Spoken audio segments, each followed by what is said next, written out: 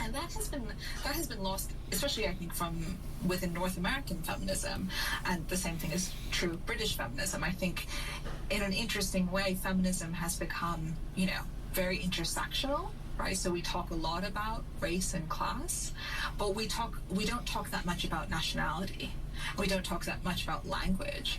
So, we're very good at talking about what's happening in our own countries, but I think very bad about looking over and seeing what's going on elsewhere. And right now, the most exciting feminist movements are happening in Latin America.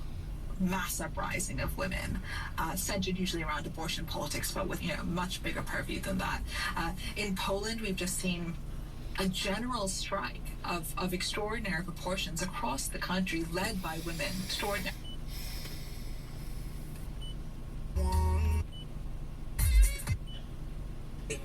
No.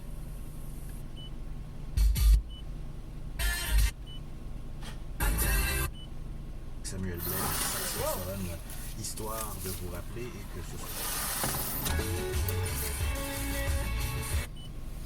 surtout tous les droits. You pose the question, what would it take for sex really to be free? How would you begin to answer that question today? I think the first thing I would say is that I don't know, right? I don't know what a fully liberated sexuality looks like. I know we're not in it. I know that currently the way we engage with sex in all of its senses is pathological, right? It's inflected in problematic ways by distortions of racism and classism and homophobia. And I know as a first step that this human relation to sex would have to... Thank you very much. But then I don't know what that looks like. I don't know, for example, whether you would have something like gender in the sexual utopia. I don't know whether you'd have monogamy. I don't know what the family would look like. I think all of these things are up for grabs. I think I know that we're not free, but I don't think that I or really anyone else right now can fully articulate what complete emancipation would be. I think I should also say, though, that the struggle for sexual freedom, I don't think, is merely a political struggle. So I think you could, theoretically abolish everything that's problematic in our politics, and you could imagine a perfectly just society. And I don't think that would mean that everyone individually was sexually free or even personally free, because each of us, I think, has our own drama to work out. I mean, our own deep psychic drama about our relation to our embodiment and the fact that we are vulnerable and finite creatures, and that we have affinities and jealousies, and sometimes we like other people more than they like us. These are, I think, perennial features of the human condition that no amount of political agitation are going to take out of being. So even in, I think, the sexual utopia, for each and every individual human, the quest for sexual freedom would be an ongoing personal struggle. Thank you so much for your insights. Where did this Really channel appreciate come it. from? Thank you for having me. This has been a wonderful conversation. Fuck is it? Crazy. I'd be promised. Our time of focus on your son.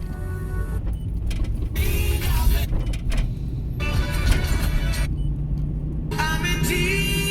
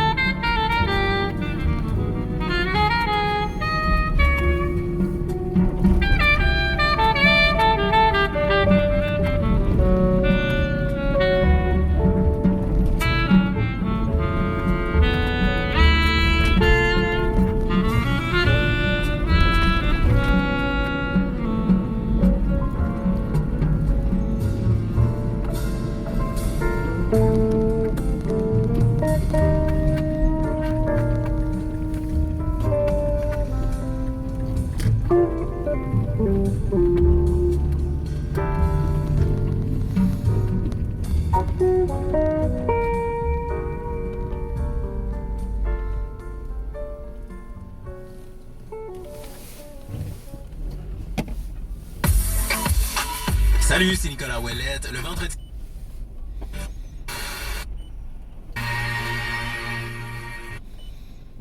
Wash.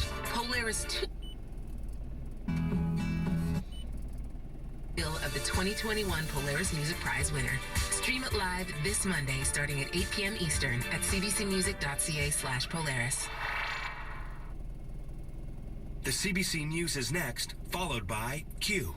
Sufjan Stevens is a critically acclaimed musician, but movies have always been a big part of his life. His new album is a collaboration with another songwriter, Angelo DiAugustine, and together they've made a record inspired by everything from Silence of the Lambs to The Wizard of Oz sequel. From CBC News, The World This Hour, I'm Karen Howerlock. After almost 3 years, the case against Meng Wanzhou is all but over, and the Huawei executive is now on her way home to China. Today, a BC judge freed her from house arrest after U.S. authorities dropped the request for her extradition. It was part of a plea deal in the case today. Speaking outside court, Meng says it's been a disruptive time, but she's received a lot of support. To my family, to my friends, to everyone who provided care and help for me all along the way. Thank you. I also appreciate the Crown for their professionalism and the Canadian government for upholding the rule of law. Meng was arrested at Vancouver Airport in December of 2018. Her plea deal with the U.S. Department of Justice was approved earlier during a virtual appearance in a court in Brooklyn. William Denslow has details. Meng Wanzhou pleaded not guilty to wire and bank fraud charges. The Huawei chief financial officer reached a deferred prosecution agreement with the US government. Meng entered the plea during a virtual appearance in a Brooklyn courtroom. Prosecutors say the deal means she's taken responsibility for a scheme to defraud a global financial institution. Meng was arrested in Vancouver in 2018 at the request of the US. She was accused of misleading a bank about business dealings in Iran, putting it at risk of violating US sanctions. Charges against Meng are set to be dismissed in December 2022 if she complies with the DPA. If she doesn't, Meng can still be prosecuted. William Denslow for CBC News, New York. CBC is confirming tonight Meng's flight is on its way to Shenzhen, the site of Huawei headquarters.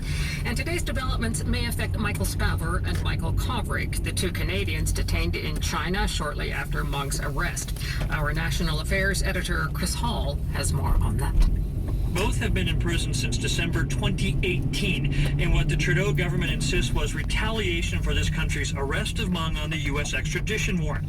The two men have had only limited access to consular officials, and Canadian government has been very careful in managing the relationship with China so as to not make their situation worse. Remember, China has insisted from the very beginning that the arrest of the two Michaels was unrelated to the Meng case. Now, Michael Spavor has been found guilty of espionage and sentenced to 11 years in prison, and he will be deported. We're just not sure when. Michael Kovrig is still awaiting his verdict, so it's not clear whether China would insist on that process playing out or if they would move at some point soon to release the two men. That's CBC's Chris Hall in Ottawa. The Catholic Bishops of Canada is apologizing to Indigenous peoples for the suffering they experienced in residential schools.